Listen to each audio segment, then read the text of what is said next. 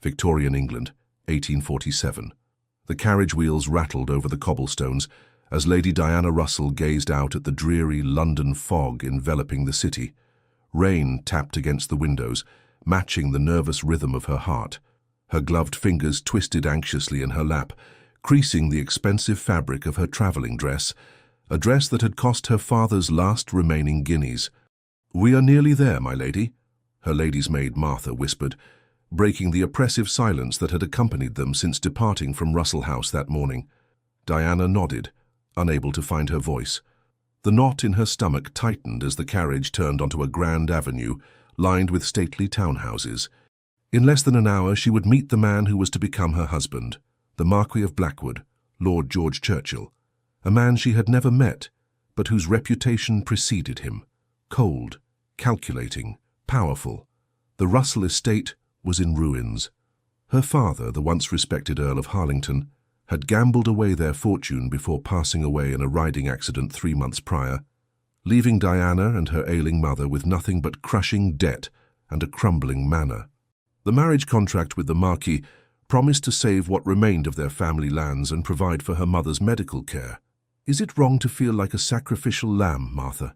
Diana asked quietly, watching raindrops chase each other down the glass. Being sold to save what remains of the Russell name, Martha's weathered face softened with sympathy.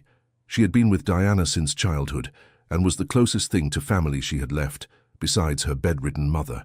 "It's an honourable thing you're doing, my lady. There's no shame in securing your family's future." "Honour?" Diana repeated with a hollow laugh. "How strange that my honour is measured by my willingness to marry a stranger." The carriage finally pulled through imposing iron gates and up a long winding drive. Blackwood Manor emerged from the mist, a massive stone structure with Gothic turrets and chimneys stretching toward the grey skies like grasping fingers.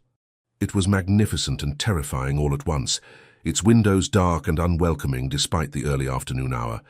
Diana's throat tightened. This formidable place would be her prison or her home, depending on the mercy of its master. "Remember your training, my lady," Martha said softly, reaching over to straighten Diana's bonnet. "Shoulders back, chin high." Diana squared her shoulders beneath her travelling cloak. "I am a Russell. I will not show fear." "That's the spirit," Martha nodded approvingly. "Your mother would be proud." The carriage lurched to a stop on the gravelled forecourt. A footman appeared, opening the door and extending an umbrella. Diana descended, her legs stiff from the long journey. The house loomed over her, even more imposing up close, its stone facade darkened by decades of London smoke and fog. A butler awaited at the entrance, his posture as rigid as the marble columns flanking the door. "Lady Diana Russell," he intoned with a formal bow. "Welcome to Blackwood Manor. I am Harrison, the butler. If you would follow me, the Marquis awaits in his study." Diana was escorted through a labyrinth of hallways, adorned with portraits of stern-faced ancestors and priceless artifacts from across the empire, evidence of the Churchill family's extensive wealth and influence. The grandeur of the house made her family's once proud manor seem like a cottage in comparison. Every footstep echoed on the marble floors, announcing her presence in this domain where she was still a stranger. "Your maid will be shown to the servants' quarters," Harrison informed her as they approached a heavy oak door at the end of a long corridor. "The Marquis prefers to speak with you privately." Diana's stomach clenched, but she nodded. "Thank you, Harrison." "The Marquis will see you now, Lady Russell," the butler announced, opening the door with a practiced flourish. Taking a deep breath, Diana stepped into the room, her heart hammering against her ribs. The study was dominated by a massive mahogany desk, behind which stood a tall figure silhouetted against a rain-streaked window. He turned slowly at her entrance, and Diana caught her breath. Lord George Churchill was not what she had expected. Though his face was set in severe lines, he was undeniably handsome. Perhaps 30 years of age, with sharp cheekbones, a strong jaw, and penetrating blue eyes that seemed to look through her rather than at her. His dark hair was perfectly groomed, his attire immaculate. There was a coldness to his bearing that made Diana shiver despite the fire burning in the grate. "Lady Diana Russell," he said, his voice deep and devoid of warmth. It was a statement, not a question. She curtsied gracefully as she had been taught. "My lord, I trust your journey was comfortable." He gestured to a chair positioned before his desk. "Please sit." Diana perched on the edge of the offered seat, her back straight as a board, hands folded demurely in her lap as she had been instructed since childhood. "Yes, thank you for arranging the carriage." The Marquis remained standing, studying her with clinical detachment, as though she were a horse at auction. His gaze travelled from her face to her modest travelling attire and back again, assessing her value. Diana fought the urge to fidget under his scrutiny. "I've reviewed the contract your solicitor sent," he finally said, moving to a side table where documents were neatly arranged. "Everything appears to be in order." He walked to a sideboard and poured himself a glass of amber liquid without offering her refreshment. "I assume you understand the terms of our arrangement." "I do," she replied, forcing her voice to remain steady. "Your financial support in exchange for the Russell name joining with the Churchills." "Precisely." He took a measured sip from his glass. "I require an heir, and society expects a man in my position to have a wife. Your bloodline is impeccable despite your father's indiscretions." Diana flinched at the reference to her father, but kept her composure. "And the Russell estate will be restored." "It will be managed properly," he corrected, his tone making it clear there was a significant difference. "Under my supervision. Your mother will be provided for, and your family name preserved." He set his glass down with a sharp click against the wooden surface. "But let us be perfectly clear about what this is, and what it is not." He approached her, his expression unreadable as he stood uncomfortably close. Diana could smell his cologne, sandalwood and something else she couldn't name. "I should make something clear before we proceed, Lady Diana. While this union will be legal in every sense, you should harbour no romantic illusions. This is a business arrangement, nothing more." Diana met his gaze steadily, refusing to be intimidated despite her racing heart. "I understand perfectly, my lord." "Good." He clasped his hands behind his back. "Then I shall be plain. You will have your own apartments in the East Wing. You will fulfill your social obligations as the Marchioness of Blackwood. You will behave with propriety at all times. But make no mistake," his voice dropped to a near whisper, "you will never be my true wife." The words cut through her like ice, but Diana refused to show how deeply they wounded her pride. She had expected a loveless marriage, but the cold finality of his declaration still stung like a slap. "Is that understood?" he pressed, his blue eyes boring into hers. Something within Diana, the same stubborn pride that had sustained her through her father's disgrace and death, flared to life. She rose from her chair, squaring her shoulders to face him directly, though he still towered over her. "Perfectly, my lord. And I hope you understand that I am not entering this arrangement with any delusions of affection. I do this for my family, just as you do this for yours. I require no false sentiment, only the respect due to the future bearer of your name and the mother of your heirs." Something flickered in his eyes, perhaps surprise at her boldness, before his expression hardened once more. "The wedding will take place in 3 days' time. My housekeeper, Mrs. Winters, will show you to your rooms and acquaint you with the household schedule." He turned his back to her, a clear dismissal. "Good day, Lady Diana." As the door closed behind her, Diana fought to maintain her composure. A severe-looking woman awaited in the corridor, Mrs. Winters, presumably, who led her through another maze of corridors to the East Wing without a single word of welcome. The rooms assigned to her were spacious and luxuriously appointed, with silk damask wallpaper and heavy velvet draperies, yet they felt as cold and impersonal as her future husband. Nothing about them spoke of warmth or comfort, merely wealth displayed for its own sake. "Dinner is served at 7 precisely," Mrs. Winters informed her, her tone suggesting that tardiness would be an unforgivable sin. "The Marquis dines alone most evenings, but expects you to join him tonight. Your maid will be up shortly with your belongings." When the housekeeper had gone, Diana sank onto a brocade settee, finally allowing her shoulders to slump. She had known what she was sacrificing when she agreed to this arrangement, but the reality of her future, stretching before her like a vast, empty plain, was more daunting than she had imagined. Martha arrived soon after, fussing over Diana's appearance and unpacking her modest trousseau into the massive wardrobes. "The servants are all aflutter about you," she reported, as she brushed out Diana's travel-worn dress. "It seems the Marquis hasn't entertained a lady at Blackwood Manor since his father died 3 years ago." "I am hardly being entertained," Diana said wryly. "I am a business acquisition, Nothing more. Martha clucked her tongue. Now, things may not be as bleak as they appear. The Marquis is young yet, and handsome enough. Perhaps in time— No, Martha, Diana interrupted gently. The Marquis has made his position quite clear. This marriage is a transaction, not a romance. She moved to the window, gazing out at the formal gardens below, now shrouded in mist. I would rather face the truth than nurture false hope. That evening, dinner was a silent affair, broken only by the clink of silver against fine china and the occasional murmured instruction to the footman. The Marquis spoke little, and Diana, exhausted from the journey and their earlier encounter, had no energy for meaningless pleasantries. When they parted in the grand hallway, he merely inclined his head. "Until tomorrow, Lady Diana." That night, alone in her new bedchamber with its elaborate furnishings and oppressive silence, Diana stood at the window, watching moonlight break through the clouds to illuminate the formal gardens below. "I may never be his true wife," she whispered to herself, "but I will not be broken by this place or by him. I am Diana Russell of Harlington, and I still have my pride." She pressed her forehead against the cool glass. "This may be a prison of circumstance, but I will find a way to make it bearable. I must." Little did she know that fate had other plans for the Marquis of Blackwood and his reluctant bride. 3 days later, Diana stood in St. George's Church in Hanover Square, wearing a wedding gown of ivory silk and Belgian lace, a gown chosen and paid for by her soon-to-be husband. Her mother was too ill to attend, but had sent a small pearl brooch, the last of her jewelry that hadn't been sold to pay creditors, which Diana wore pinned over her heart.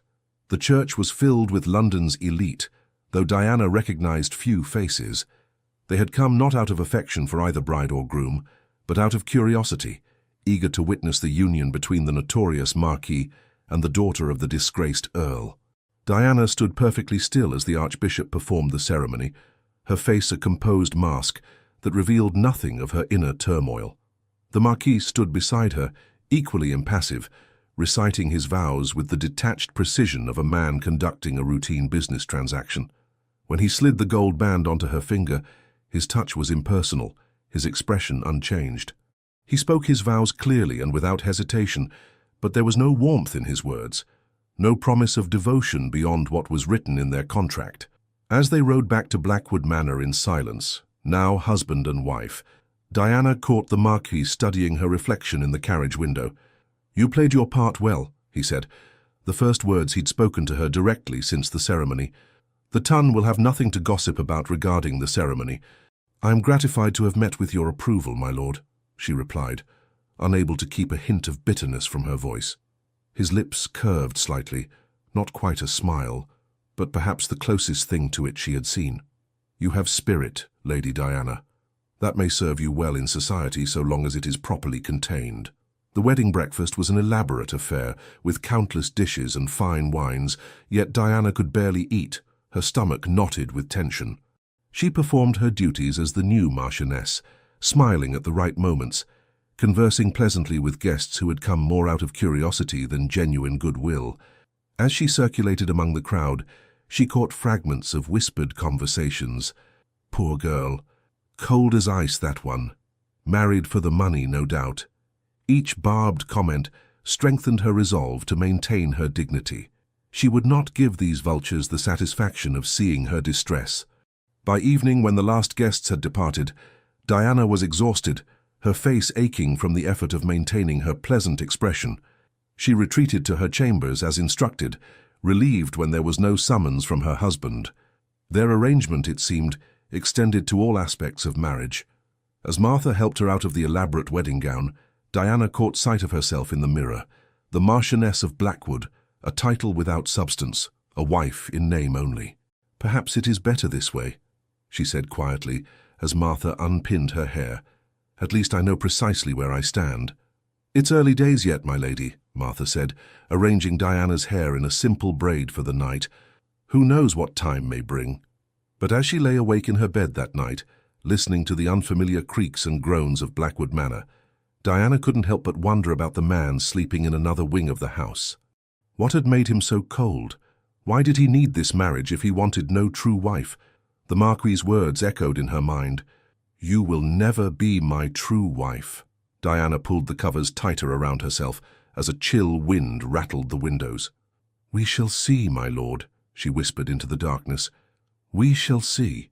The weeks following the wedding unfolded in a pattern of careful routine at Blackwood Manor. Diana rose each morning to breakfast alone in her sitting room, spent her days familiarizing herself with the massive estate, and dined with her husband only when social obligations demanded it. The Marquis remained as distant as the moon, disappearing to London on business for days at a time without explanation, and secluding himself in his study when present. Diana's life as Marchioness of Blackwood bore little resemblance to the marriage she had once imagined for herself.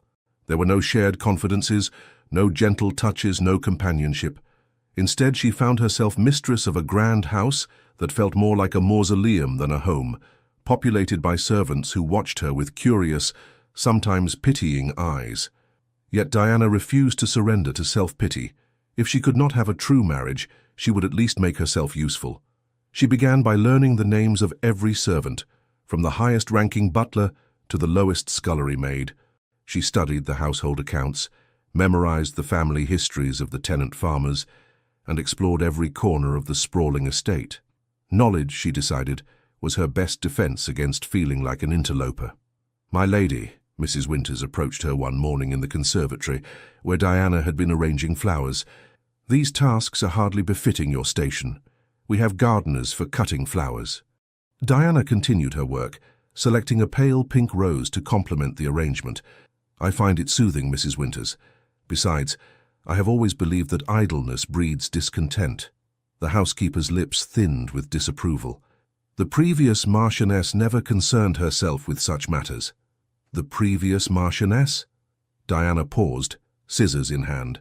You mean the Marquis's mother? Indeed, Lady Eleanor Churchill, Mrs. Winters replied, her tone softening slightly. A most refined lady. She understood the proper distance between the family and the staff. Diana set down her scissors, suddenly curious. In all the weeks she had been at Blackwood Manor, her husband had never once mentioned his mother. Tell me about her, Mrs. Winters. What was she like? The housekeeper hesitated, clearly weighing her words. She was gentle, kind even, perhaps too kind for her own good. Something flickered across her face, an old grief, quickly masked. But it is not my place to speak of family matters, my lady. Before Diana could press further, a footman appeared at the conservatory entrance. Begging your pardon, my lady, but the Marquis has returned from London and requests your presence in the drawing-room.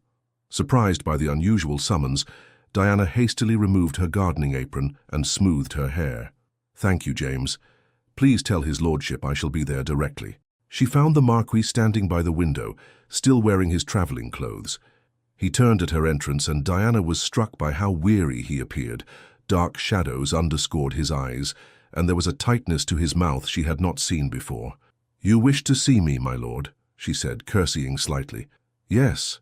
He gestured to a small rosewood table where a tea service had been laid. Please sit. I have some matters to discuss. Diana obeyed, her curiosity piqued by this unprecedented invitation. In the 6 weeks of their marriage, they had never taken tea together, let alone engaged in private conversation beyond the most perfunctory exchanges.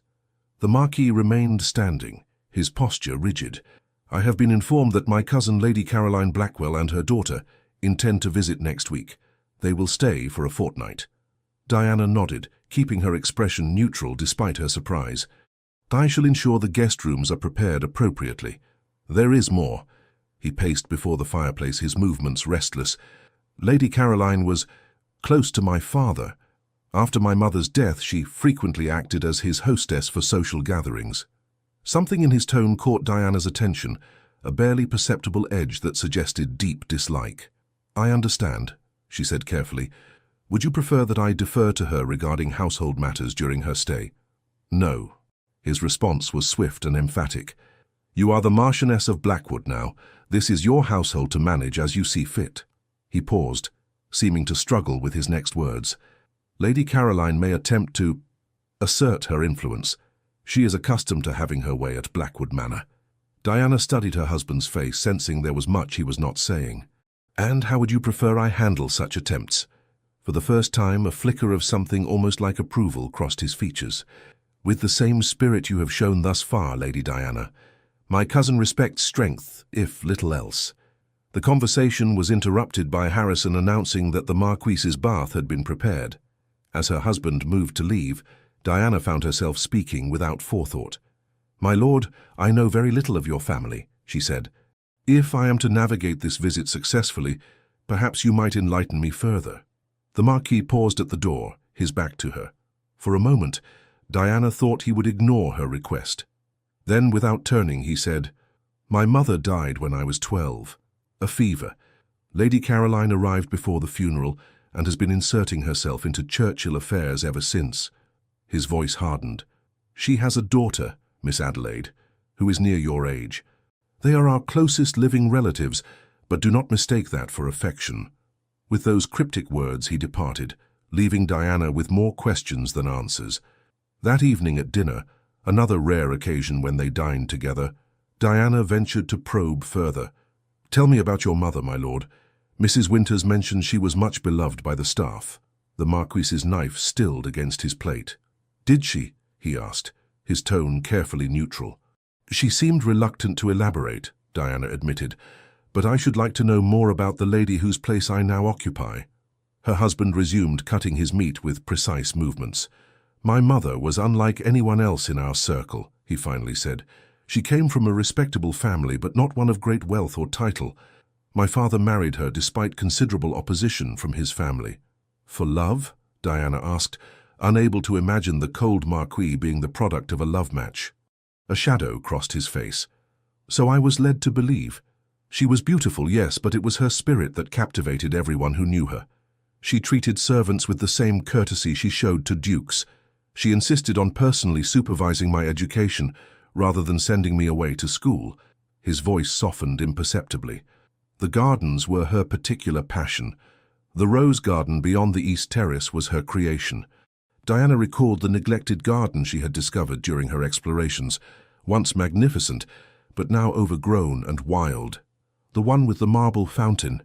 He nodded, something distant in his eyes. "She spent hours there, especially in summer." "Why has it been allowed to fall into disrepair?" Diana asked gently. The Marquis's expression closed like a door slamming shut. "After her death, my father ordered it abandoned. He had the gardeners focus their efforts elsewhere." His tone made it clear that the subject was closed. They finished the meal in silence, but as they rose from the table, the Marquis surprised her once more. "If you wished to restore the garden," he said, not quite meeting her eyes, "I would have no objection." Before Diana could respond, he bowed stiffly and left the room. The next morning, Diana sought out the head gardener, Mr. Hobbs, a weathered man with soil-ingrained hands and kind eyes. When she inquired about Lady Eleanor's rose garden, his face lit up with unexpected enthusiasm. "Oh, my lady, it was the jewel of Blackwood," he said, removing his cap. "Such roses you've never seen, varieties from all over the world. The old Marquis had them imported specially for her ladyship." "Why was it abandoned?" Diana asked, walking beside him toward the neglected garden. Hobbs's expression clouded. "Not my place to say, my lady, but it broke my heart to watch it go to ruin. The young master, the Marquis, that is, he used to help his mother tend the roses when he was a lad. Had a knack for it, he did." Diana tried to imagine her stern, reserved husband as a boy, helping his mother among the roses. The image seemed impossibly at odds with the man she knew. "Could it be restored, do you think?" she asked as they reached the garden's wrought-iron gate. "Aye, with time and care." Hobbs ran a loving hand over the rusted gate. "The bones are still good. Roses are hardy things. They survive more than you'd expect." "Then let us begin," Diana decided. "I want detailed plans by the end of the week, Mr. Hobbs. We'll start with clearing the overgrowth and assessing which plants can be saved." The old gardener's face broke into a broad smile. "It would be my greatest pleasure, my lady." Over the next several days, Diana threw herself into the garden restoration project. She consulted the estate's old planting records, studied books on horticulture from the library, and spent hours working alongside the gardeners, heedless of the dirt that stained her gowns or the sun that flushed her cheeks. The Marquis made no comment on her activities, though Diana occasionally glimpsed him watching from a distance, his expression unreadable. Whether he approved or disapproved remained a mystery, but she continued nonetheless, finding unexpected satisfaction in bringing order to the chaos of tangled vines and neglected beds. It was during her third day of garden work that Diana discovered the small stone bench hidden beneath an overgrown arbor. As the gardeners cleared away the strangling vines, a name was revealed, carved into the seat. Eleanor. The Marquis had it made for her 15th birthday, a voice said behind her. Diana turned to find Mrs. Winters standing at the garden's edge, her usual stern expression softened by memory. "They were very close then?" Diana asked. The housekeeper nodded. As close as mother and son could be. She was his shield against... She stopped abruptly, seeming to remember herself. "Against the usual hardships of childhood, my lady." Diana sensed there was more to the story, much more. But she had learned that direct questions rarely yielded answers in this house of secrets. Instead, she brushed her soil-covered hands on her apron and said casually, "I should like to make this bench the centerpiece of the restored garden, Mrs. Winters. Perhaps surrounded by white roses? They symbolize remembrance, I believe." Something like approval flickered in the housekeeper's eyes. Her ladyship was partial to white roses, as it happens. She called them her moonlight blossoms.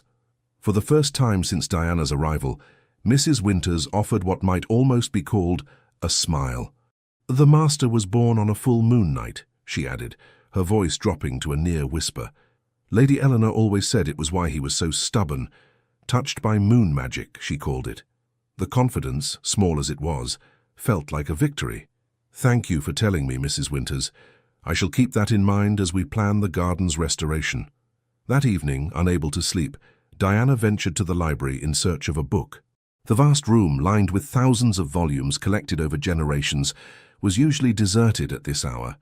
But as she pushed open the heavy door, she was startled to find her husband already there. The Marquis stood by a window, a small object cradled in his hands, his face illuminated only by moonlight. He had not heard her enter, and for a moment Diana observed him unguarded. Gone was the cold, impassive mask he wore like armor. In its place was an expression of such raw grief that Diana nearly gasped aloud. He was staring down at what appeared to be a miniature portrait, his fingers tracing its edges with a tenderness she had never witnessed from him. A floorboard creaked beneath her foot and the Marquis's head snapped up. His eyes widened at the sight of her, and he hastily slipped the portrait into his waistcoat pocket. "Forgive me," Diana said quickly. "I did not mean to intrude. It is of no consequence." His voice had resumed its usual detached tone, though Diana noticed his hands were not entirely steady. "You could not have known I would be here." An awkward silence stretched between them.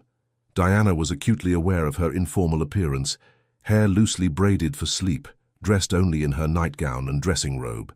The Marquis, by contrast, remained fully clothed, as though he had not yet retired, despite the late hour.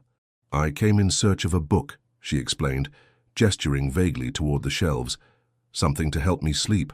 "Try the east wall," he suggested, his composure fully restored.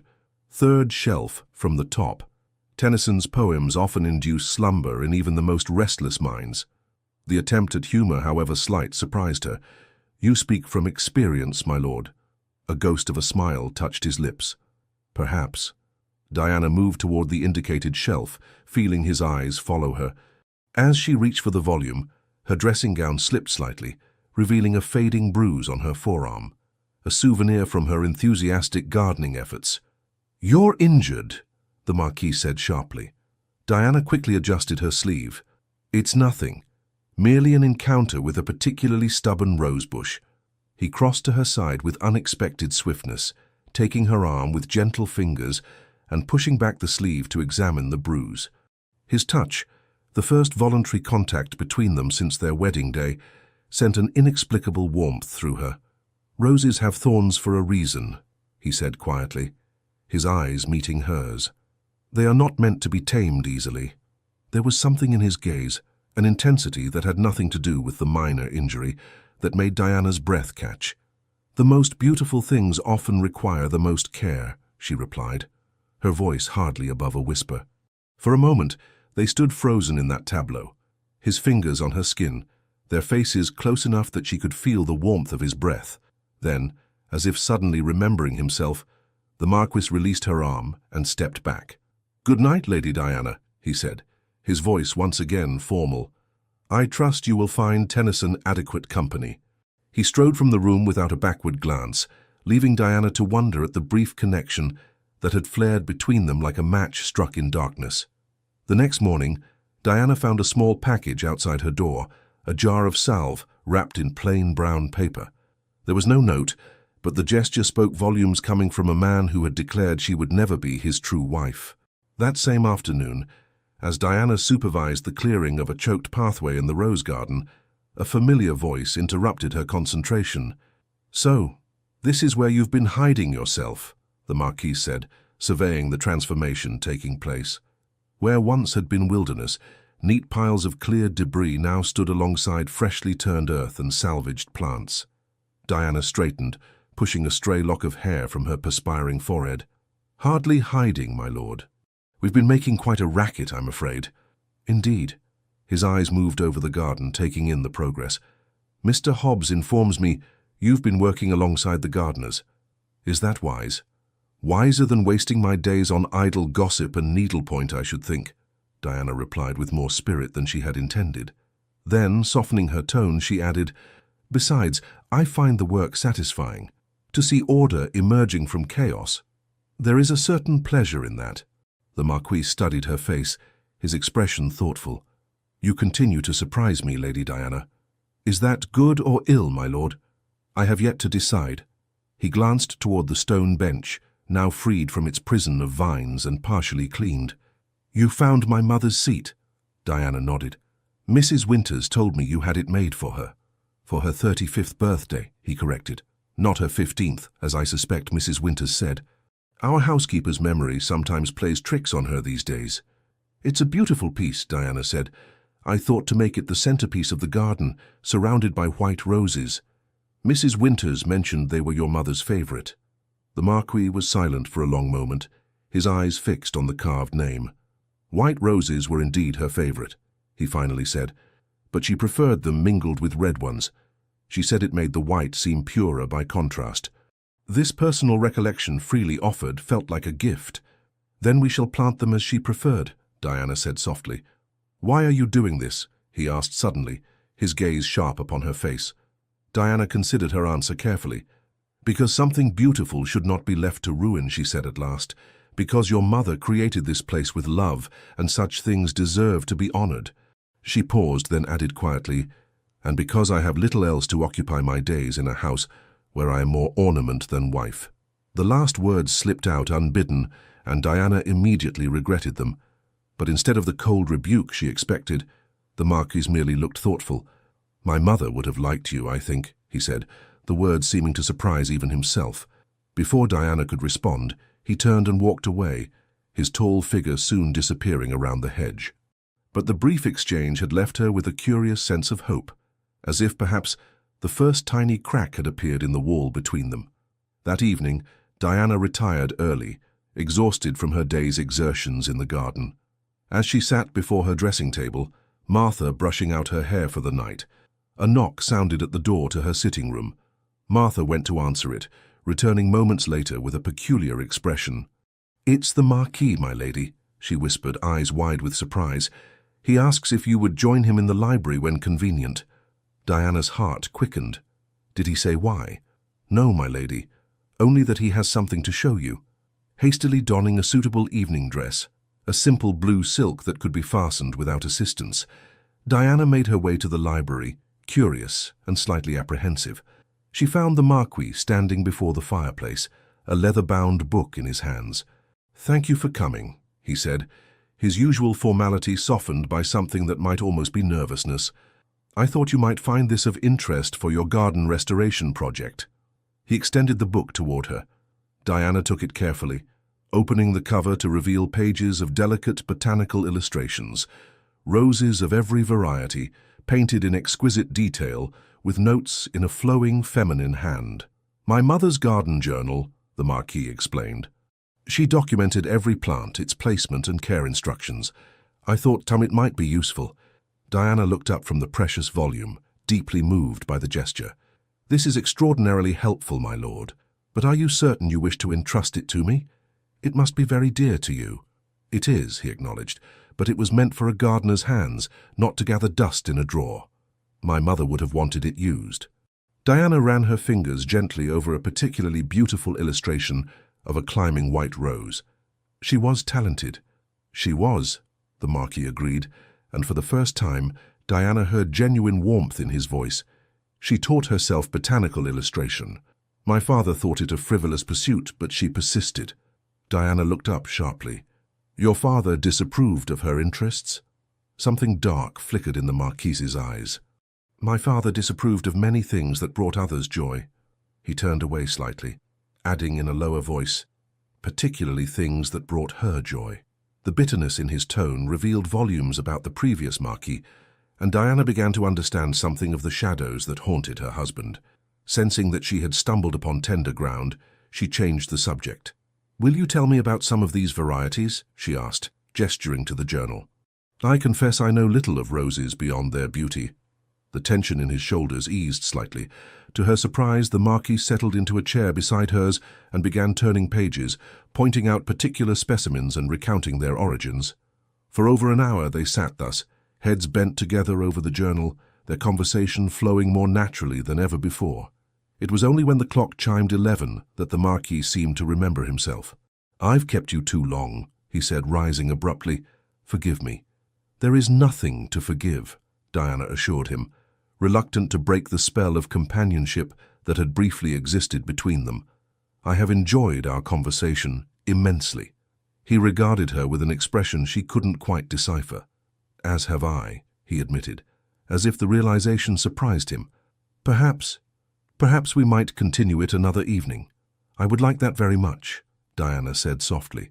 For a moment longer, he stood looking at her, something unspoken in his gaze. Then he bowed formally and bid her good night. As Diana returned to her chambers, the precious garden journal clutched to her chest, she felt a cautious optimism stirring within her. The wall between them had not fallen, but tonight had revealed that it might not be as impenetrable as she had feared. 3 days later, however, any progress made was threatened by the arrival of Lady Caroline Blackwell and her daughter, Adelaide. From the moment they swept into Blackwood Manor in a flurry of silk and demands, Diana understood her husband's warning. Lady Caroline, a striking woman in her 40s with shrewd eyes and a practiced smile, immediately began inspecting the house with the air of one checking that her possessions had been properly maintained in her absence. "The drawing-room draperies are showing wear, George," she announced at dinner their first evening. "You really must have new ones commissioned. I saw the most divine fabric at Whitley's in London. I'd be happy to order it for you." The Marquis's expression remained neutral. "I believe such matters now fall under my wife's purview, Caroline." Lady Caroline's gaze swung to Diana, assessing her with barely concealed disdain. "Of course. How forgetful of me." Her smile didn't reach her eyes. "Though perhaps Diana would appreciate my guidance being so new to her role. It can be quite overwhelming to manage a house of this stature, especially for someone not raised in our circles." The barb was thinly veiled, and Diana felt her cheeks warm. But before she could respond, the Marquis spoke. "My wife has been managing admirably," he said, his tone brooking no argument. "Blackwood has never been in better hands." The unexpected defense left Diana momentarily speechless. Lady Caroline's smile tightened, but she merely inclined her head in acknowledgement before turning her attention to her daughter. Adelaide Blackwell was a pretty young woman of perhaps 20, with her mother's dark colouring but none of her sharp edges. Throughout dinner she sat silently, occasionally casting nervous glances at the Marquis when she thought no one was looking. After the meal, when the ladies withdrew to the drawing-room, Lady Caroline wasted no time in establishing her dominance. "You must find Blackwood quite provincial after London," she remarked, settling onto a sofa as though it were a throne. "Of course, you haven't been presented at court yet, have you? Such a pity your marriage was so hastily arranged." "I find Blackwood fascinating," Diana replied evenly, "and I've never been particularly drawn to London society." Lady Caroline laughed, a brittle sound. "How charmingly rustic. But surely you must feel the isolation. George is hardly known for his sociability. Adelaide and I used to despair of drawing him out even when he was a boy. So serious, always with his nose in a book or trailing after his mother in that garden of hers." She sighed dramatically. "Poor Eleanor. She never quite fit in, you know." From what I've heard, she was much beloved, Diana said carefully, noting how Adelaide tensed at the mention of the former Marchioness. Oh, by the servants, certainly, Lady Caroline conceded with a dismissive wave. She had a way with them. But in society, I'm afraid she was rather out of her depth. My cousin, the late Marquis, made a terrible mistake in marrying so far beneath him. Her eyes glittered as she examined Diana. A mistake George seems determined to repeat. The insult hung in the air between them. Diana felt her pulse quicken with anger, but years of training in proper behavior kept her expression composed. How fortunate, then, that the choice was his to make, she replied, with deceptive mildness. Just as the management of this household is now mine. She rose, smoothing her skirts. Speaking of which, I must speak with Mrs. Winters about tomorrow's menus. If you'll excuse me. She departed before Lady Caroline could respond, her heart pounding. Only when she was safely in the corridor did Diana allow herself a small, grim smile. The battle lines had been drawn. Later that night, as Martha prepared her for bed, Diana's thoughts remained troubled. She despised his mother, she mused aloud. I wonder why. Martha, ever discreet, hesitated before responding. There are whispers below stairs, my lady. The servants who have been here longest say that Lady Caroline had hoped to marry the old Marquis herself, before he chose Lady Eleanor instead. Diana's eyebrows rose. And she's harbored that resentment all these years. Some wounds fester rather than heal, Martha said wisely, especially those to pride. Diana thought of the garden journal, of the woman who had lovingly documented each rose. What had it been like for gentle Eleanor Churchill to live under the same roof as a woman who resented her very existence? There's more, Martha added, her voice dropping to a whisper. They say that after Lady Eleanor died, Lady Caroline was quick to console the old Marquis, very quick indeed. Within months she was acting as mistress of Blackwood, in all but name. Diana recalled her husband's cold voice. Lady Caroline arrived before the funeral and has been inserting herself into Churchill affairs ever since. The pieces were beginning to fit together, painting a picture of a household divided by grief, resentment, and perhaps something darker. And the Marquis, my husband, what was his relationship with Lady Caroline? Martha's expression grew troubled. I cannot say for certain, my lady. But the older servants hint that the young master suffered greatly after his mother's death, and not just from grief. A chill ran through Diana as she considered the implications. What kind of childhood had her husband endured in this grand cold house? What secrets lay buried beneath the polished floors of Blackwood Manor? As she lay awake that night, Diana's thoughts turned to the man sleeping in another wing of the house, a man who had declared she would never be his true wife, yet who had defended her against Lady Caroline's barbs, who had shared his mother's precious garden journal, who had perhaps begun to see her as something more than a convenient solution to a dynastic problem.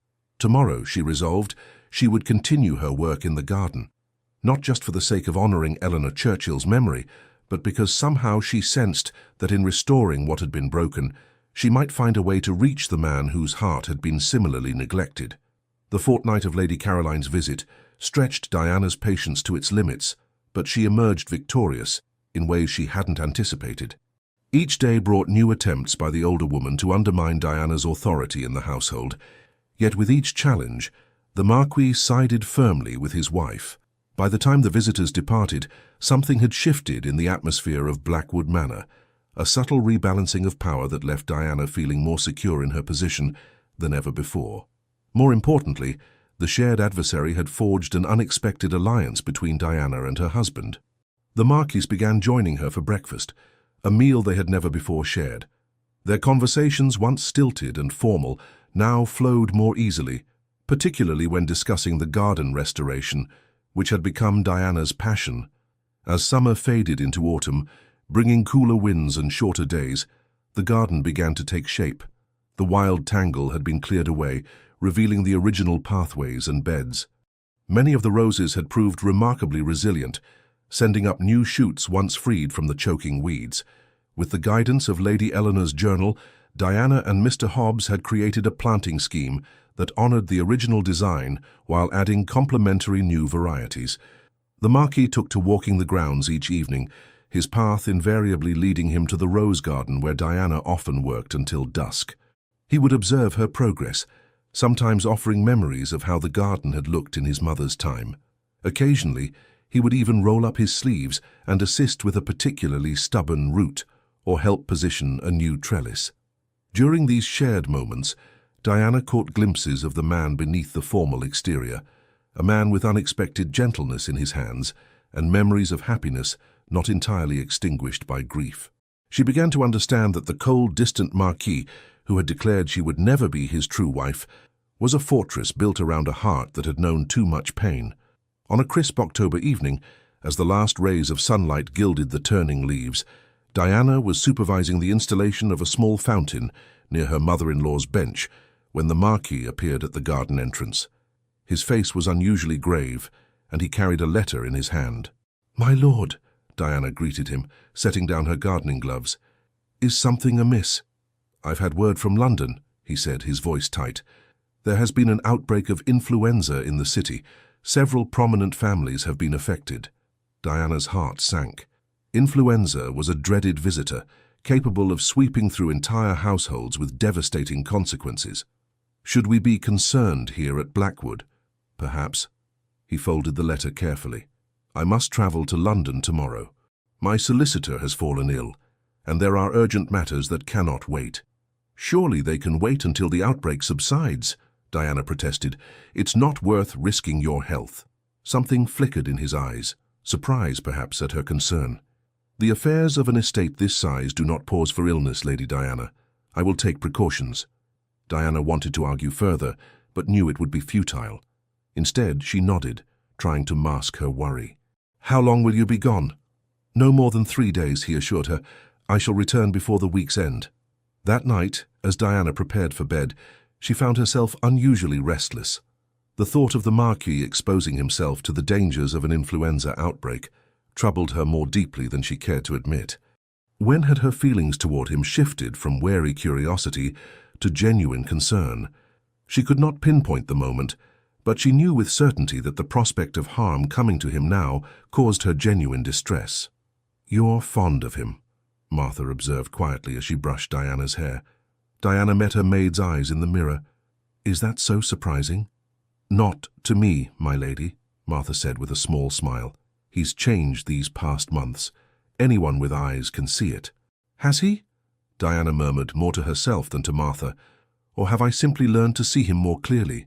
"Perhaps both," Martha suggested wisely. The Marquis departed early the next morning, before Diana had risen. She found a brief note on her breakfast tray, written in his precise hand. "Lady Diana, I shall return by Friday. The garden journal remains in your capable hands. G." Those 3 days stretched longer than any Diana had experienced at Blackwood.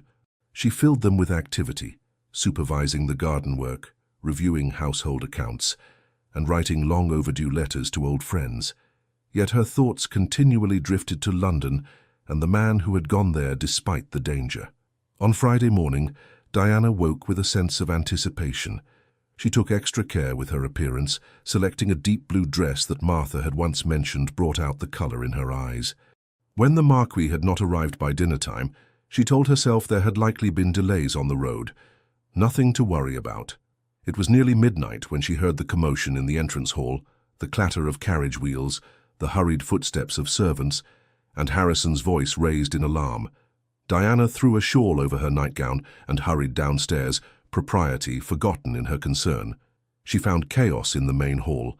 The Marquis had indeed returned, but he was being supported between 2 footmen, his face alarmingly flushed, his normally immaculate appearance dishevelled. "My lord!" Diana rushed forward as the men helped him to a chair. The Marquis looked up at her through fever-glazed eyes. "Diana," he murmured, his voice hoarse. "Forgive me.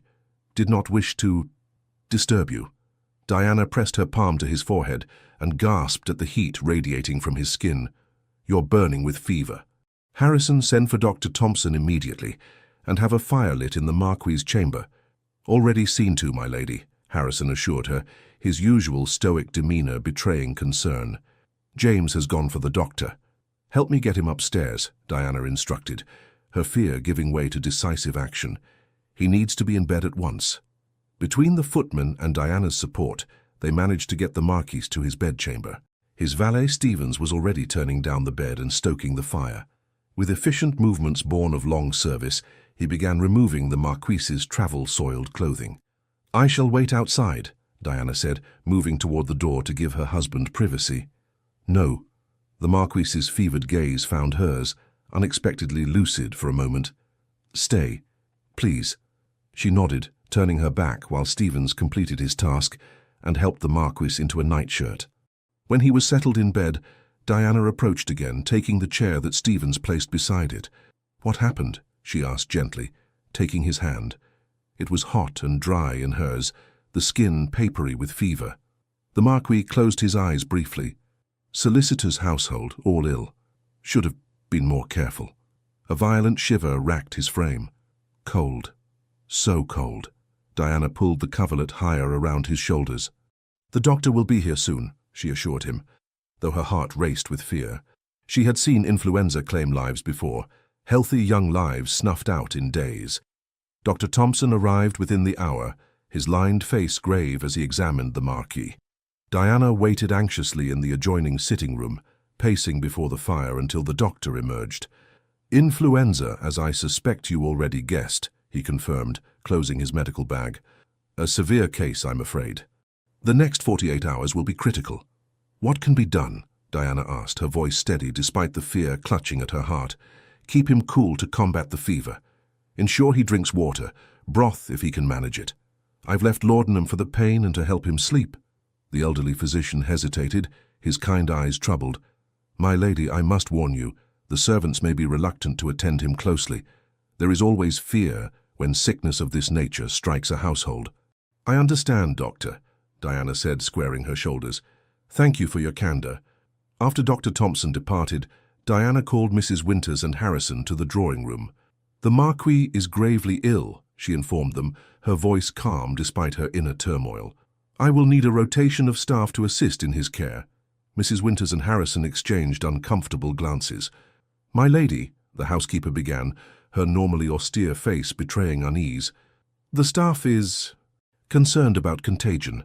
The last time influenza swept through the house during the old Marquis's time, 3 servants died." Diana felt a chill that had nothing to do with the autumn air. "I see." She considered for a moment, then made her decision. "Then I shall tend to him myself." "My lady," Mrs. Winters gasped, scandalized. "That is hardly appropriate. Perhaps we could send for a nurse from the village." "There is no time," Diana said firmly. "And I will not have it said that the Marchioness of Blackwood abandoned her husband in his hour of need." She looked from one stunned face to the other. "I will require fresh water, clean linens, and broth to be brought at regular intervals. Beyond that, I will manage." "Yes, my lady," Harrison said, a new respect evident in his voice. As night fell, Diana took her place at the Marquis's bedside. His condition had deteriorated rapidly, his powerful frame now racked with fever and chills. He drifted in and out of consciousness, muttering words she couldn't understand. Diana dipped a cloth in cool water and gently bathed his face and neck. His skin burned beneath her fingers, his breathing labored. She had discarded her shawl hours ago, her hair falling loose down her back as she worked tirelessly to bring his temperature down. "You must fight this, George," she whispered, using his given name for the first time. "You are too stubborn to let a mere fever defeat you." Throughout the long night, she tended him without rest, changing the cool compresses, coaxing sips of water between his parched lips, administering the laudanum when pain twisted his features. When his nightshirt became soaked with sweat, she changed it herself, her hands steady despite the intimacy of the task. It was near dawn during the darkest hour of the night when the Marquis's fever reached its peak. He thrashed against the bedclothes, calling out in distress. "Eleanor," he moaned. "Mother, don't leave me." Diana's heart clenched at the raw anguish in his voice. She took his hand between both of hers. "Shh, you're not alone," she soothed, stroking his brow. "I'm here with you, George. I'm here." His eyes opened, glazed with fever, not truly seeing her. "She's gone," he whispered brokenly. "He said it was my fault. My fault she died." "No," Diana said firmly, though she knew he was lost in delirium. "It was never your fault, George. Never." He gripped her hand with surprising strength. "Catherine," he murmured, a name Diana didn't recognize. "I'm sorry, couldn't save you." Diana continued to hold his hand as his words dissolved into restless sleep once more. Who was Catherine? Another piece of the puzzle that was her husband, a name connected to pain and regret. As the first light of dawn filtered through the curtains, the Marquis's fever finally broke. Diana, exhausted beyond measure, laid her head on the edge of the bed, still holding his hand, and fell into an uneasy sleep. She woke to the sensation of fingers gently stroking her hair. Opening her eyes, she found the Marquis awake, his gaze clear for the first time in hours, fixed upon her face.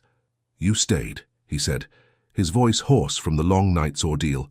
Diana sat up, suddenly aware of her disheveled appearance. Her hair loose, her dress wrinkled, dark shadows under her eyes. "Of course I stayed. The servants wouldn't come near," he said. "It wasn't a question.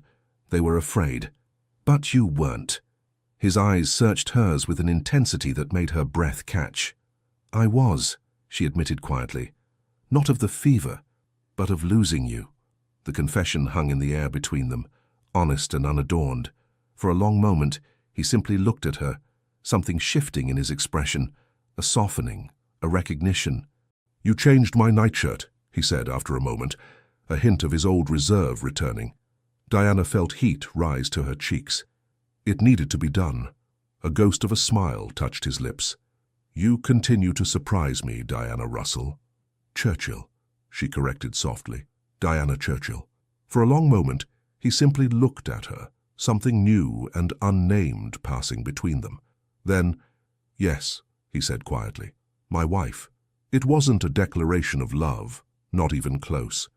But in those two simple words, "my wife," spoken without the usual distance, Diana heard the first chime of a bell that had been silent for too long.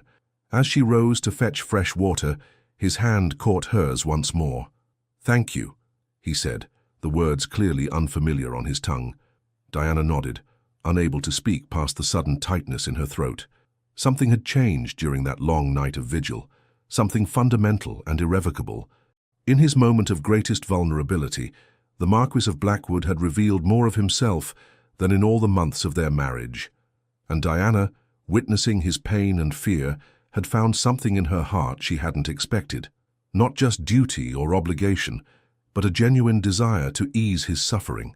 As she slipped from the room to order fresh broth and linens, Diana realized with a start that she no longer viewed her marriage solely as an arrangement of convenience. Somewhere in the quiet hours of tending to a man lost in fever dreams, she had begun to care for her husband, perhaps even to love him. The thought both thrilled and terrified her. The Marquis's recovery was slow but steady. For a week, he remained confined to his bed, his usually formidable strength sapped by the fever. During this time, Diana continued to oversee his care, spending hours reading to him, discussing estate matters, or simply sitting in companionable silence as he dozed. These quiet days of convalescence revealed aspects of George Churchill that Diana might never have discovered otherwise. His dry wit, his extensive knowledge of literature, his thoughtful opinions on everything from agricultural techniques to political reform. Without the pressures of formal society or the weight of managing the estate, he seemed lighter somehow, more inclined to conversation and even occasional laughter. For his part, the Marquis observed his wife with new eyes. The woman who had nursed him through the fever was not the proper, somewhat reserved Lady Diana he had married, but a determined, compassionate force of nature who had faced down fear to care for him when others would not. "You risked your own health," he remarked one afternoon as they sat before the fire in his sitting room, Diana reading aloud from a volume of Scott's poetry. "Why?" Diana closed the book, marking her place with a ribbon. "Would you have had me abandon you to the care of frightened servants, or a hired nurse who saw you only as a duty? Most wives of our circle would have done precisely that," he pointed out. "It would have been perfectly acceptable." "I am not most wives," Diana replied simply, "and I did not marry you to be acceptable, but to be your wife, in name at least, if nothing more." Something flickered in his eyes at her words. "And if I wished for more than a wife in name only?" Diana's heart quickened. "Then you would need to tell me what that means, my lord, for you once made it very clear that I would never be your true wife." The Marquis winced slightly at the reminder of his cold declaration. "I was not at my best when we met," he admitted. "I had convinced myself that a marriage of convenience was all I required, all I deserved, perhaps." "And now?" Diana asked softly. He reached for her hand, his fingers warm and steady against hers. "Now I find myself wondering what might be possible between two people who began as strangers, but have perhaps become something more." Diana felt a rush of emotion too complex to name. "I would like to discover that as well," she said, her voice hardly above a whisper. For a moment they sat in silence, hands joined, the fire crackling in the grate. Then the Marquis, George, spoke again. "There are things you should know about me, Diana, things I have never shared with anyone." His face was solemn, his eyes shadowed. "About my mother's death, about Catherine." Diana squeezed his hand gently. "There will be time for all of that," she assured him. "When you are stronger." He nodded, grateful for the reprieve, yet somehow lighter for having expressed the intention. "Will you read a little more?" he asked. "Your voice, it brings me peace." Diana opened the book again, resuming where she had left off, her heart full of tentative hope. The road ahead might not be smooth. There were clearly wounds in her husband's past that had not yet healed, secrets that still haunted him. But for the first time she believed they might travel it together. As she read the poet's words of love and longing, she felt George's gaze upon her face, no longer distant or guarded, but warm with something that might, in time, grow into affection, perhaps even love. From the hallway outside, Mrs. Winters observed the scene through the partially open door, the Marquis and his bride, hands clasped, faces illuminated by firelight, a tableau of quiet intimacy that reminded the old housekeeper of another couple long ago. "Lady Eleanor would approve," she murmured to herself as she moved away, a rare smile softening her stern features. Her son has found his way home at last. November arrived with bitter winds and early frosts, but within Blackwood Manor, a different sort of change was taking place. The weeks following the Marquis's illness had brought a gradual but unmistakable shift in his relationship with Diana.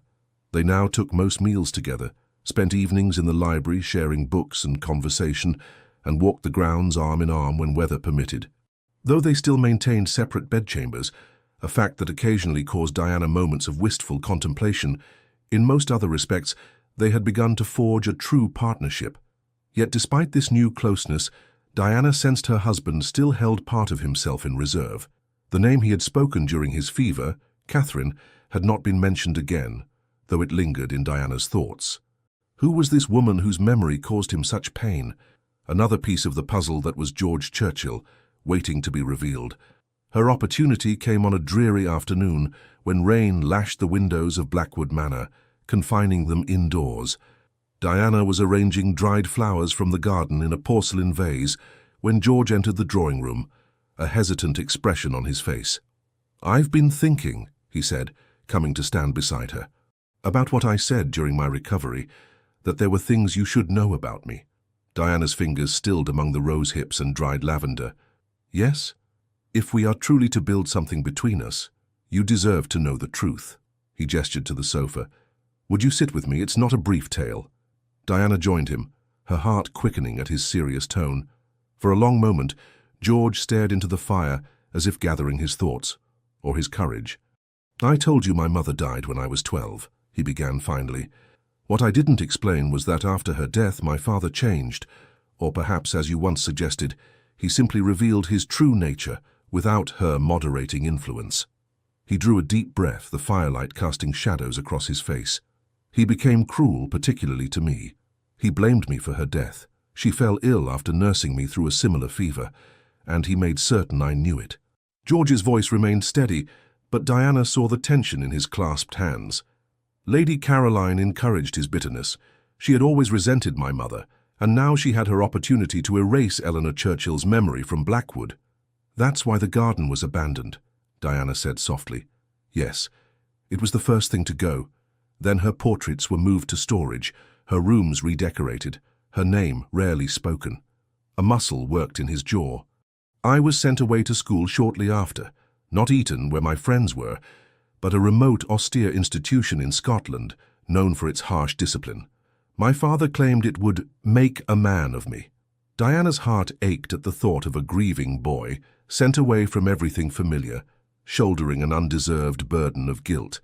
How long were you there? 6 years. I was permitted home only briefly in summers, and by then Lady Caroline was effectively mistress of Blackwood, though my father never actually married her. His voice hardened. She had hoped he would, of course. That was always her ambition, to be Marchioness of Blackwood. But my father was too shrewd to grant her the legal status she craved. And Adelaide? Her daughter? A shadow crossed George's face. Adelaide came to Blackwood when she was 10, a quiet, frightened girl. My father treated her with a kindness he never showed me, which Lady Caroline was quick to interpret as evidence that he might adopt Adelaide as his ward, perhaps even make her his heir if I continued to disappoint him. Diana's eyes widened. Could he have done such a thing? Set aside his own son and heir? Not legally, no, but he could have made my position extremely difficult had he chosen to. George's expression softened slightly. Adelaide herself was an innocent in her mother's schemes. We developed something of an understanding over the years, both of us pawns in games played by others. What happened when you came of age? Diana asked gently. I went to university, then travelled abroad for several years. It was easier than returning to Blackwood. A ghost of a smile touched his lips. I discovered I had some aptitude for business and investment. By 25, I had built my own modest fortune, independent of my inheritance. I thought perhaps I had finally escaped my father's shadow. His expression darkened again. Then I met Catherine Hallowell. Diana's breath caught. Here at last was the mysterious Catherine, the name he had called out in his fevered state. She was the daughter of a prosperous merchant, beautiful, intelligent, full of life. For the first time, George's voice wavered slightly. We met at a musical in London. She played the pianoforte brilliantly and laughed at my poor attempts at humour. Within a month I had asked for her hand and her father had consented. You were engaged, Diana said softly, understanding beginning to dawn. George nodded, his eyes fixed on some distant memory. For 6 months. The happiest of my life. My father was furious, of course. The daughter of a merchant was hardly the match he had envisioned for the future Marquis of Blackwood. He refused to attend the wedding, threatened to cut me off entirely. But you didn't care, Diana guessed. I would have married her if she hadn't had a penny to her name, he confirmed. We had plans. A house in London, travels to Italy, a life built on our own terms. Diana already knew this story would not end happily, yet her heart contracted at the pain evident in his face. What happened? Influenza, George said simply, the single word laden with grief. 3 weeks before our wedding. I was in Edinburgh on business. By the time I received word and returned to London, she was gone. He closed his eyes briefly. I never even had the chance to say goodbye. Oh, George, Diana whispered, taking his hand in hers. I'm so sorry. He turned his hand to clasp hers, drawing strength from her touch. My father called it divine judgment, punishment for my defiance in choosing a bride he hadn't approved. Lady Caroline suggested it was Catherine's common blood that made her too weak to fight the illness. Diana's indignation flared. How dare they? To use such a tragedy to wound you further. It hardly mattered by then, George interrupted, his voice hollow. I was already devastated beyond their reach. I retreated to my London house, saw no one for months. When my father died suddenly the following year, I returned to Blackwood only out of duty. He looked around the room, his expression distant. I became Marquis of Blackwood at 28, master of an estate I had grown to hate, with a title that had brought me nothing but pain. I closed off the east wing where my mother's rooms had been, dismissed half the staff who remembered her, and dedicated myself to business matters, rarely spending more than a few weeks here at a time. And Lady Caroline? Diana asked. She expected to remain at Blackwood, of course. One of my first acts as Marquis was to settle a modest income on her and Adelaide, and establish them in a house in Bath. A hint of grim satisfaction crossed his face. She has never forgiven me for thwarting her ambitions. Diana thought of the woman's barely concealed hostility during her visit, and understood it in a new light. And for 8 years, you lived thus? Alone? Dividing your time between London and an estate you could not love? Yes, George acknowledged. Until my solicitor suggested it was time I married and secured the succession. A business arrangement, he called it, a suitable wife from a good family who would provide heirs and manage the social obligations I had neglected.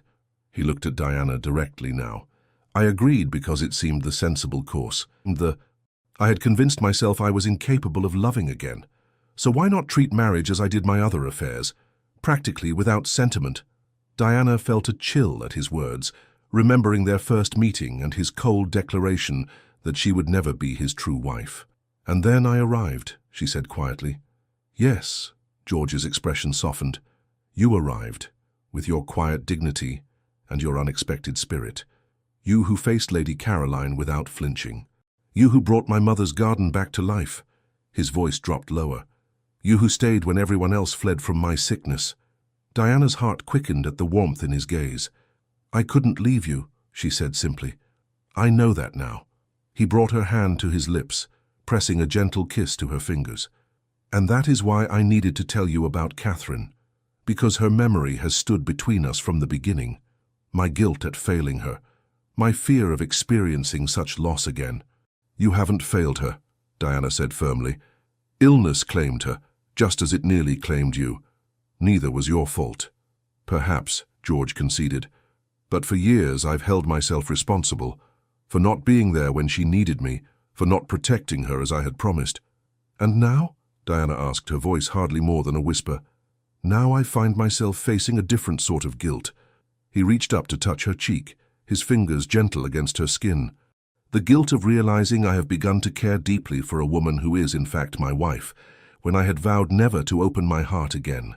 Diana leaned slightly into his touch, her pulse racing.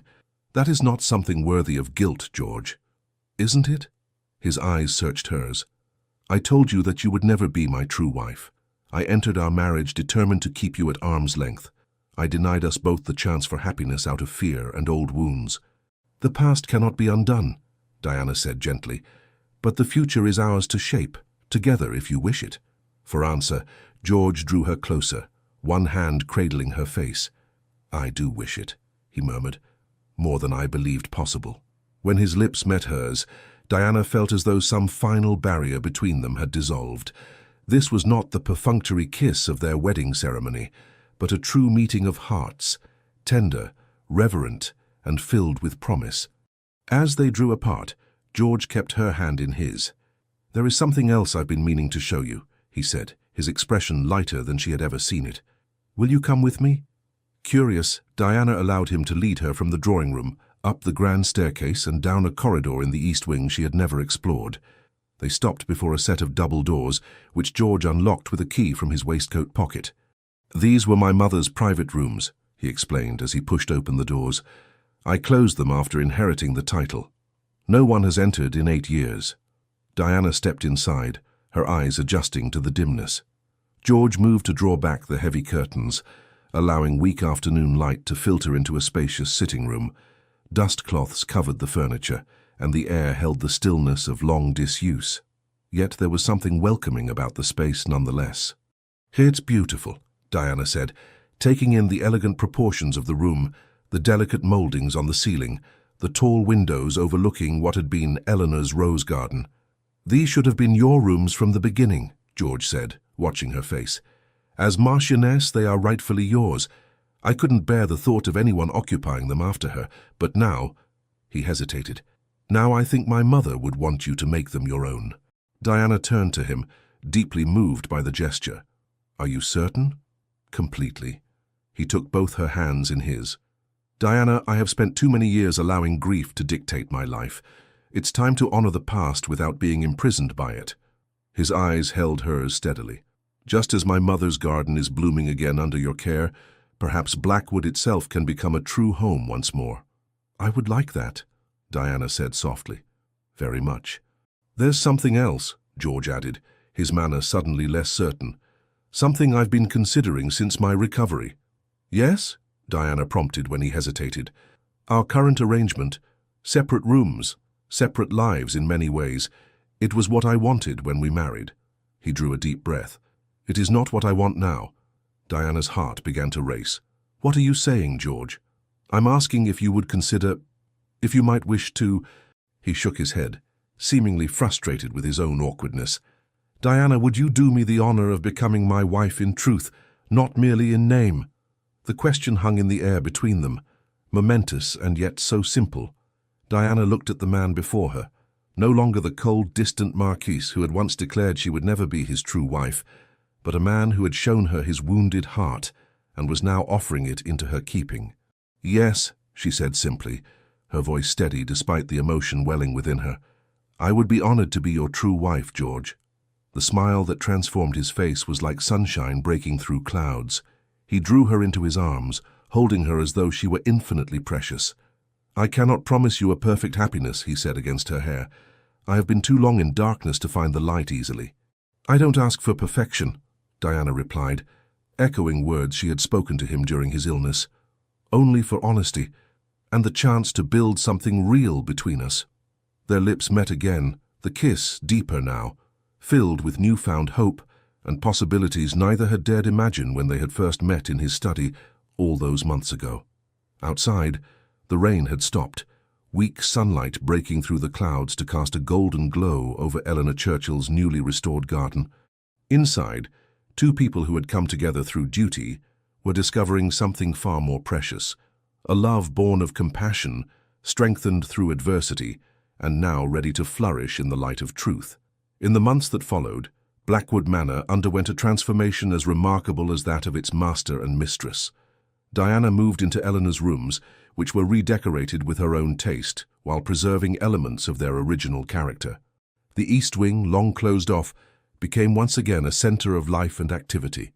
George found himself rediscovering his childhood home through Diana's eyes, seeing beauty where he had only remembered pain, finding comfort in traditions he had long abandoned.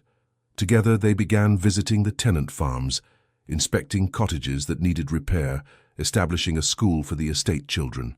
Diana's practical nature complemented his business acumen, creating improvements that benefited everyone who called Blackwood home.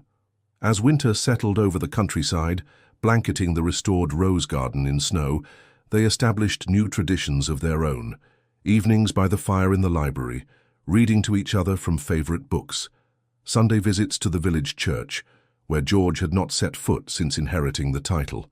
Christmas decorations more lavish than Blackwood had seen in a decade, culminating in a feast for the tenants in the great hall. And at night, in the privacy of what was now their shared bedchamber, they discovered each other anew, not as the strangers who had wed out of duty and convenience, but as partners who had chosen each other freely, with full knowledge of the other's strengths and frailties. It was in such a moment, as they lay entwined in the darkness, that Diana finally found courage to ask the question that had lingered in her mind since learning of Catherine. "Do you still think of her?" she asked softly, her head resting on George's chest. He didn't pretend to misunderstand. "Sometimes," he admitted, his fingers gently stroking her hair. "Not with the sharp grief of before, but with a kind of gratitude. She taught me I was capable of love when I had begun to doubt it. I wish I could have known her," Diana said sincerely. "She would have liked you." George pressed a kiss to her forehead. "But it is you, Diana Churchill, who has brought me back to life. You who has made Blackwood a home again." Diana smiled in the darkness. "We have done it together." "Yes," he agreed, drawing her closer. "And we have a lifetime ahead to continue the work." A comfortable silence fell between them, broken only by the crackling of the fire and the distant howl of winter wind. Diana was nearly asleep when George spoke again, his voice thoughtful. "I had convinced myself that love was a weakness, that it made one vulnerable to unbearable loss." His arms tightened around her. "I was wrong. Love is the greatest strength we possess. It takes more courage to open one's heart than to keep it locked away." Diana raised herself on one elbow to look down at her husband's face, silver in the moonlight streaming through a gap in the curtains. "When did you become so wise, my lord?" she asked, only half teasing. George smiled, reaching up to touch her cheek. "When I had the good sense to marry a woman wiser than myself," he replied, though I was too stubborn to recognize it at first. Diana laughed softly, settling back into his embrace. "We have both learned much since that first meeting in your study." "Indeed," George agreed, "though there is one thing I knew even then, despite my best efforts to deny it." "And what was that?" "That you were extraordinary, Diana Russell." He kissed her with tender reverence. and that I was fortunate beyond measure that you had agreed to become Diana Churchill. Outside, snow continued to fall, mantling Blackwood Manor in pristine white. Inside, wrapped in each other's arms, the Marquis and Marchioness of Blackwood drifted to sleep, secure in the knowledge that what had begun as a marriage of convenience had become something far more rare and precious, a true meeting of hearts, bound by a love that had overcome pride, pain, and the shadows of the past to find its way into the light. 5 years later, the sound of children's laughter filled the gardens of Blackwood Manor as Diana watched from the terrace. 4-year-old Eleanor Catherine Churchill, with her father's dark hair and her mother's determined spirit, led her younger brother James on a merry chase among the rose bushes. "Careful, Ellie," Diana called. "Your brother cannot run as quickly as you." The little girl slowed obligingly, turning to take her toddling brother's hand with surprising gentleness. "Come on, Jamie," she said. "I'll show you the frog pond." Diana smiled, one hand resting unconsciously on her rounded belly where their third child grew. The doctors were confident this pregnancy would be as healthy as her previous two, but George still insisted she rest frequently. As if summoned by her thoughts, her husband appeared at her side, placing a protective arm around her waist. "Our daughter has her mother's kind heart," he observed, watching the children. "And her father's leadership abilities," Diana added with a smile. "No one refuses Ellie anything when she sets her mind to it." George chuckled, a sound that had become wonderfully familiar over the years. "Heaven help us when she comes of age. The ton won't know what hit them." They stood in comfortable silence, watching their children explore the world they had created together, a world built on trust, respect, and deep, abiding love. "Do you ever think about that day when we first met?" Diana asked, leaning against his shoulder. "How different things might have been if we had continued as we began." George pressed a kiss to her temple. "I try not to dwell on what might have been, but I thank Providence every day that you were brave enough to see beyond my walls, stubborn enough to remain when I pushed you away, and loving enough to show me what it meant to truly live again." Diana turned in his arms to face him. "It wasn't bravery," she said softly. "It was love, perhaps even before I recognized it myself." "Then I am the most fortunate of men," he said, "to have been loved so well." As the afternoon sun cast long shadows across the lawns of Blackwood Manor, Diana reflected on the journey that had brought them here, from a cold business arrangement to a marriage of true hearts. The path had not always been smooth, but each challenge had only strengthened the bond between them. The man who had once declared she would never be his true wife now looked at her as though she were his entire world. And in his eyes, Diana saw the reflection of her own heart, complete, cherished, and utterly at home. "Come," George said, offering his arm. "Let's join our children. James has been asking all morning to show you his collection of interesting stones." Diana took his arm, smiling up at the man she had come to know and love so deeply. "Lead the way, my love. Lead the way." And together they walked into the sunshine, toward the future they had built with patience, courage, and the transformative power of love. The end. Dear listener, tonight's story reminded us that even in a marriage built on cold agreements and silent halls, love can bloom quietly, one gesture, one moment of care at a time. Maybe you too have felt that some doors in life were closed for good, that it was too late to begin again, to trust, to soften. But this tale gently whispers what life itself tries to show us. The heart does not age in its capacity to feel, to heal, to love. You who have walked through so many seasons, who have known loss, sacrifice, and perhaps long silences, you carry within you the quiet strength of Diana, who chose kindness when she was met with coldness. And maybe, like the Marquis, you carry wounds you've never spoken aloud. That's okay. What matters is that healing is still possible. Connection is still possible. Love in all its forms is still possible. Let that truth rest on your heart tonight like a warm blanket. May you sleep knowing that you are not forgotten, not alone, not too late for beauty or tenderness. There is still light ahead. There is still warmth waiting for you. May peace surround your dreams, and may tomorrow greet you with quiet